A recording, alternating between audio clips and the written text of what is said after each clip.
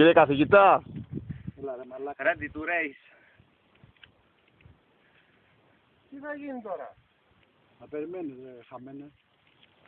Δεν φτάνει που δεν ξέρω πού να πέσω τώρα. Μιλάς κι άλλο.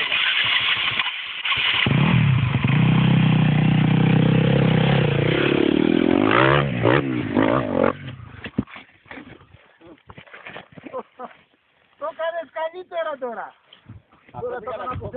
Άμα καθίσεις στο ρεζερβουάρ πάνω δεν σε βοηθάει να πάει το μηχανάκι τουλάχιστον. Ενώ έτσι σου δίνει μια αίσθηση ότι του τραβάω σε μία και το παλάω. Έλα. Έτσι. Σαν τη γάτα με τα νύχια. Τι έγινε τώρα?